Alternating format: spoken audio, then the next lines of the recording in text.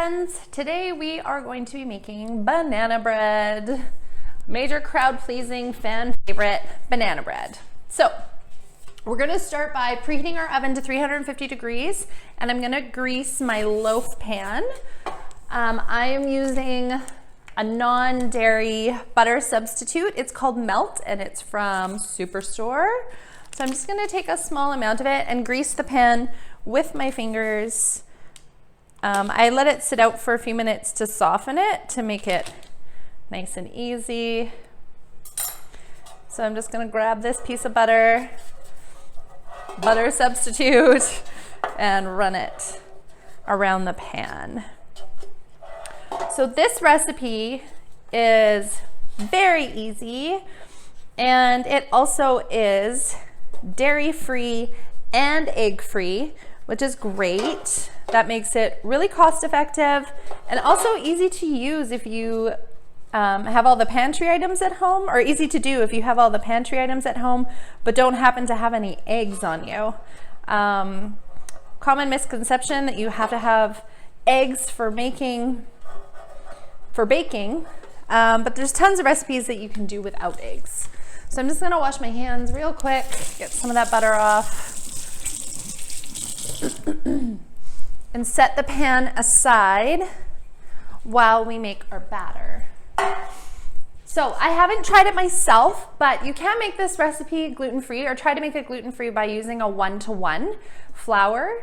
I think Bob Mills makes a 1-to-1 baking gluten-free flour that works really well if you need to make the recipe gluten-free. So we're gonna start by, I have some really brown bananas, as you can see. So we're gonna peel them and put them in our bowl. You want a medium-sized banana. And if your bananas aren't overly ripe yet, just wait until they are. It's not as good of a recipe, your flavor won't be as good, and the sweetness if you use more of a ripe kind of green banana or less ripe banana. So we're just gonna toss these into the bowl, and then we're gonna mash them. Great activity for the kids to do. Hand them the bowl of bananas and let them mash them. I'm gonna use a fork. If you're brave, use your hands, it's way faster. So we're just gonna get these into a good mash, kind of like an applesauce consistency.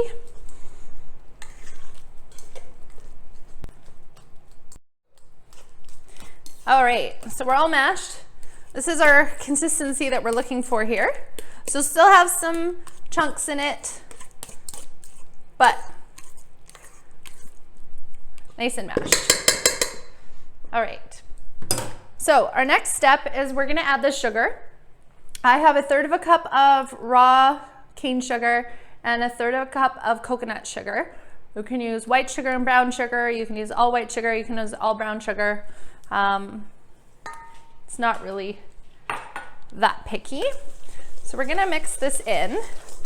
I'm also gonna add the oil and the vanilla at the same time. So what we're gonna try to wanna do here is similar to creaming the sugar.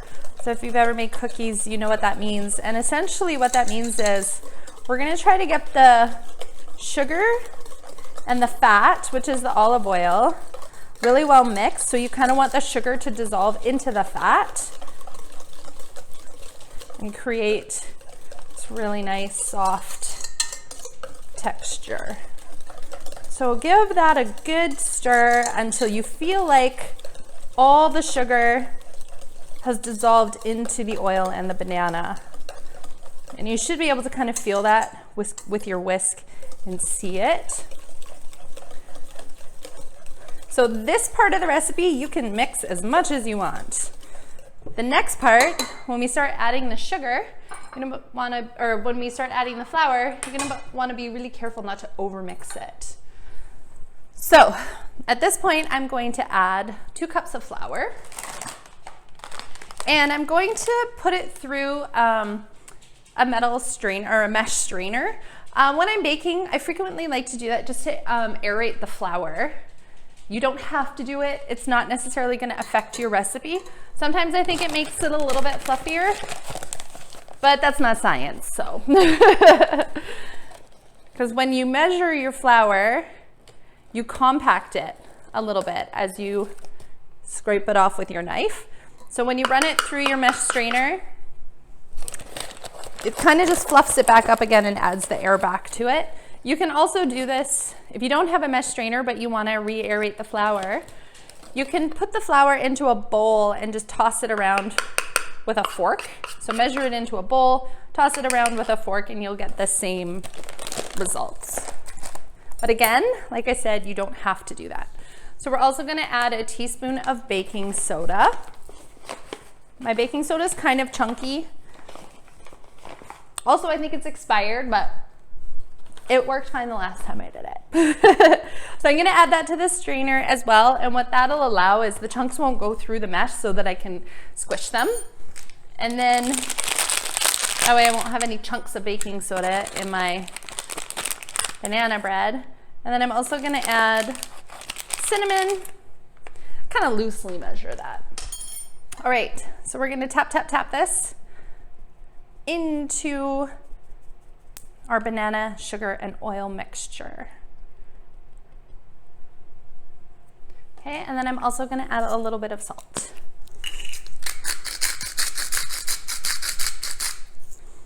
Okay, now this part, you are going to want to fold the flour in gently, so don't mix it really hard because you will make the banana bread tough. So we're very gently mixing it. You can kind of see I'm folding the flour over until it's all mixed in. Now it is bread, technically, so the batter does get quite thick. Keep going. You definitely do not want to overmix this though.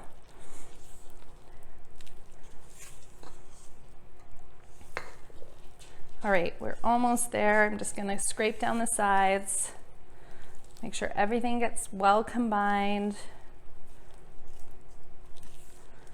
Now, at this stage, once all your flour is mixed into your batter, you can add pecans or walnuts.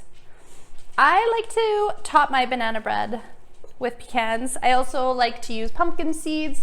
Sometimes I use chocolate chips. Kind of depends on my mood. If you're nut-free, no worries. Again, you can use pumpkin seeds.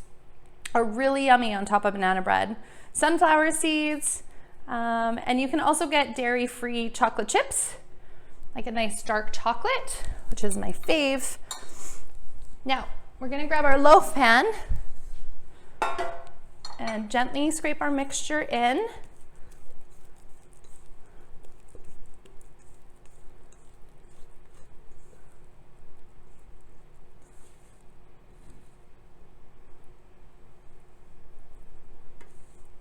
Make sure you get it all. I don't get too fussy about smoothing it out. Just smooth it out a little bit. You don't really want to play with the batter too much. Okay, and then I'm going to take my pecans. I have a half a cup here. I may or may not use all of it. I've crushed them as well just to get the different textures. And I'm just going to sprinkle those on top and kind of very gently pat them down a little bit. There we go. That looks awesome. Okay, and then I'm gonna pop this in the oven. This bakes in the oven for about 50 minutes. So set a timer, and then you're gonna wanna pop a toothpick into it and test it. And if the toothpick comes out clean, you are good to go.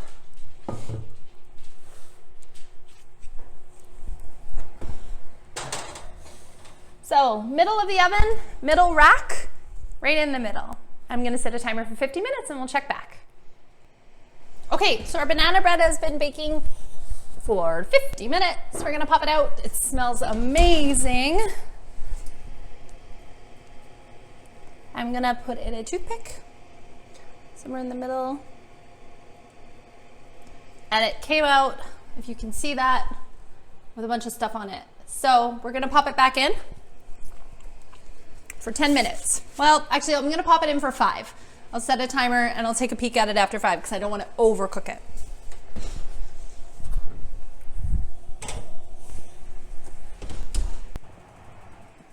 Okay, so that was another 5 minutes.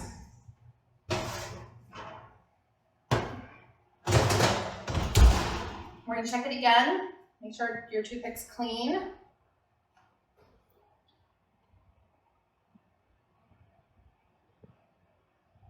right, this time it came out clean. Perfect. So I'm gonna let this cool for a few minutes in its pan, and then I'm gonna gently take it out and place it on my trusty baking rack to cool, and then serve. Enjoy!